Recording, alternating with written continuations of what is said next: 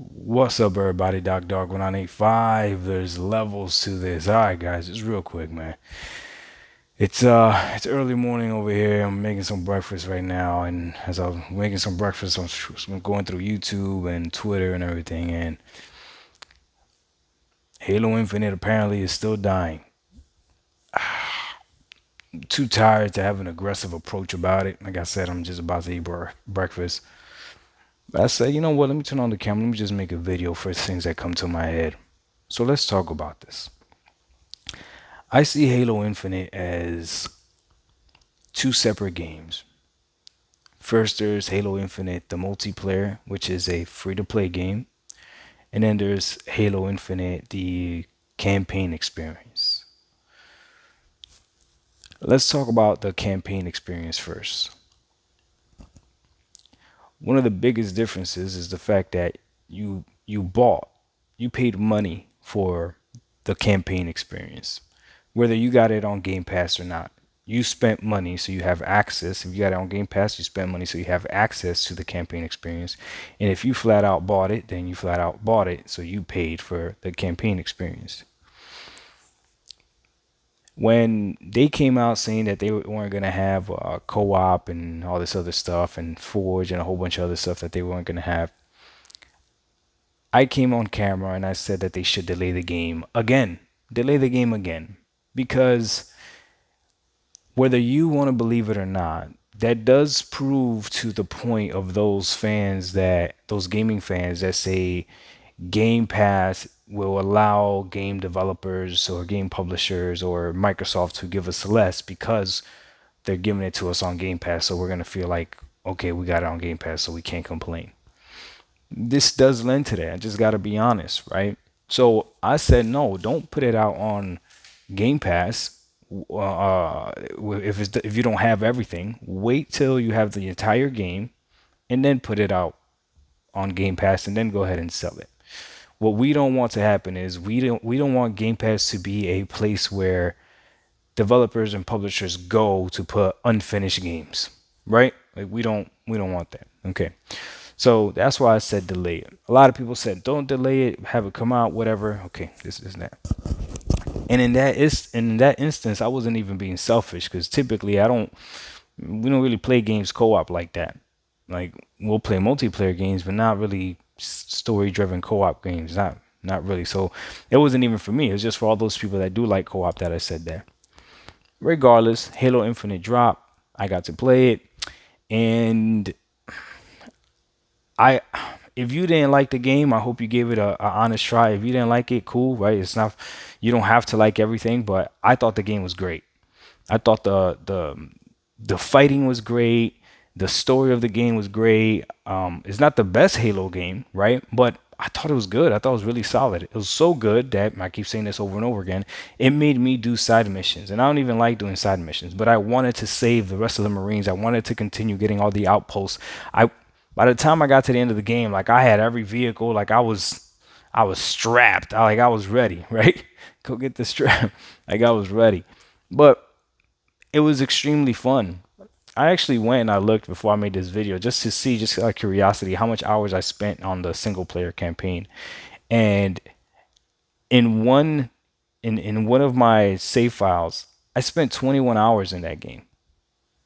That's a solid game. That's a solid experience. 21 hours. For my standards, that's actually kind of long. I want my games to be 12 to 15 hours tops. Like I don't need games to be that long. But 21 hours, not only that, 21 hours, but I went ahead and I started another game which I've played 4 hours on heroic. And you guys know I play games on normal. That I got nothing to prove. But I just wanted to see what it's like playing on heroic, and I played 4 hours of that. So it is what it is, man.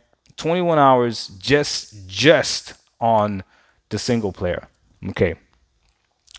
So $60 purchase for Halo Infinite, from my experience, would be justified. It's a good game, solid game, perfect. $60, okay, bet. Runs at 4K.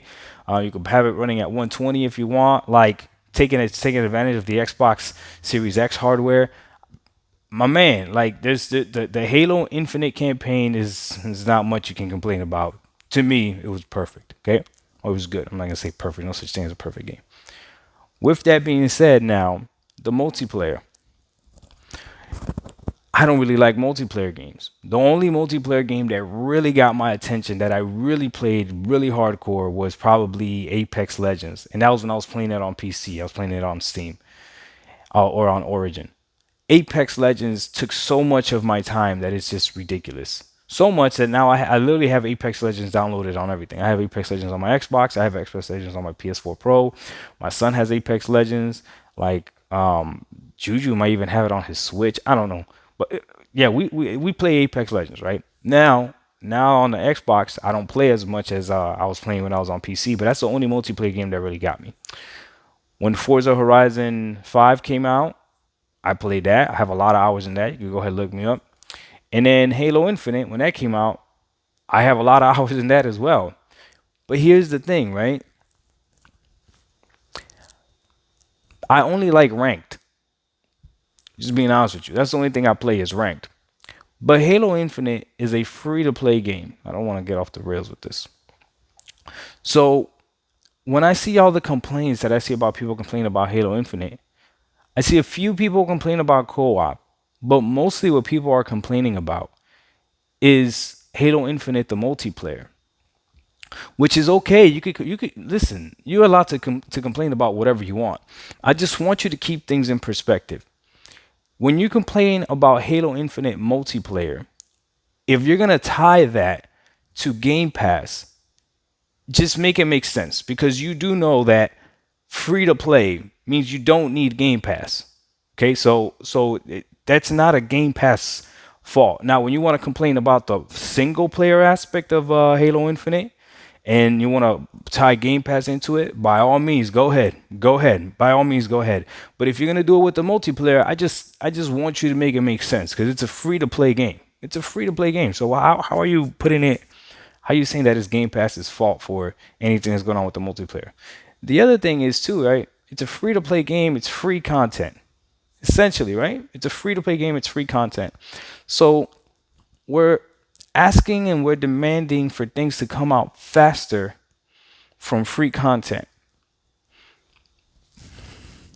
The real problem, I think, and obviously correct me if I'm wrong, is the fact that they decided to make Halo Infinite multiplayer free to play. I think if they wouldn't have made it free to play and this was happening, then by all means, destroy and bury the game. But now that the game is free to play, whether they did it on purpose or not, it does kind of give them leeway to slow down on what it's free to play. Like, what are you complaining about?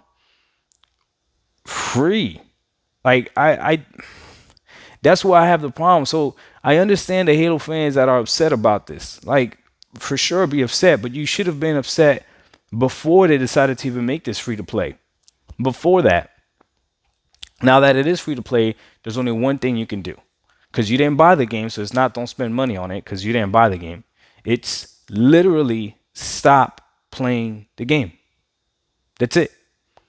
Literally stop playing the game. So I'll leave you guys with this.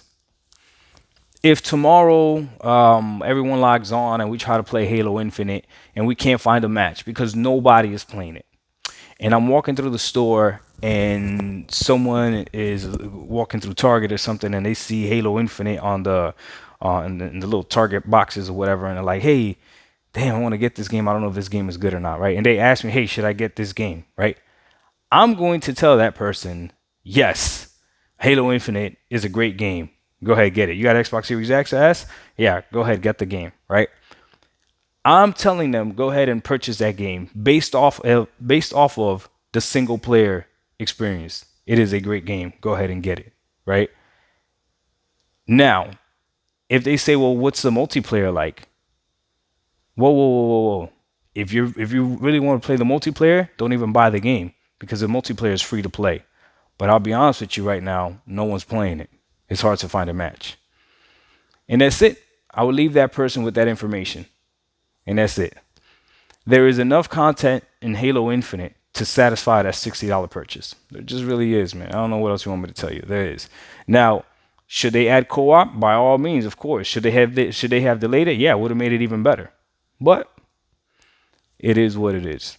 As far as Halo Infinite multiplayer, the only thing me and you could do is stop playing it. And I gotta be honest with you again.